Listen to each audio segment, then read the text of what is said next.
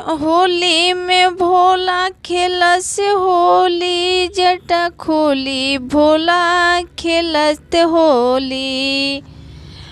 जटा ही खोली खेलत होली, जटा ही खोली खेलस होली भोला। संगवा में गौरा मैया हो, संगवा में गौरा मैया हो। पहले होली भोला कैलाश में खेलस, कैलाश में खेलस, कैलाश में खेलस।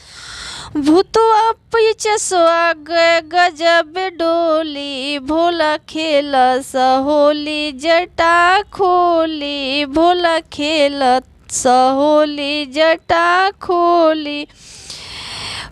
पहले ही होली राधा रानी खेलेली, राधा के सतवा में कृष्णा जी खेलस गजब होली, गजब होली। पहले ही होली गोपियन की खेलस, पहले ही होली गोपियन खेलस। गजब डोली राधा रानी के लागे, गजब डोली राधा रानी के लागे, गजब डोली। राम जी खेले ले अयोध्या में खेलस, राम लक्ष्मण अयोध्या में खेलस। गजब डोली श्री राम जी के लागे, राधा के साथ ही खेले ले राम जी, राधा के साथ ही खेले ले राम जी। जटा खोली होली खेलस भोला, जटा खोली होली खेलस भोला। पहले ही होली खेले ले राम जी, पहले ही होली खेले ली सीता जी। राम लखन खेलस होली, राम ही लखन खेलस होली।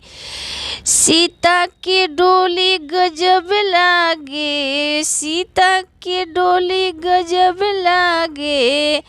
भोला खेले ले होली जटा खोली, भोला खेले ले होली जटा खोली।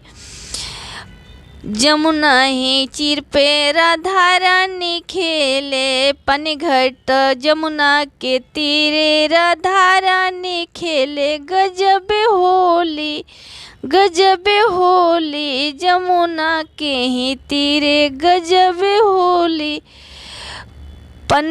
पनघट किनारे राधा रानी खेले, पर्वत किनारे राधा रानी खेलस। गोपियन के साथ में खेलस होली, कृष्णा जी होली गजब लागे। राधा रानी के डोली गजब लागे, राधा रानी के डोली। पनघट के किनारे खेलस होली, गजब लागे। राधा रानी के डोली गजब लागे, राधा रानी के डोली। जटा खोली होली खेलस भोला, जटा खोली होली खेलस भोला। सतवा में गौरा मैया हो, सतवा में गौरा मैया हो। पर्वत पर होली गजब खेलस भोला जटा ही खोली, गजब खेलस भोला जटा ही खोली।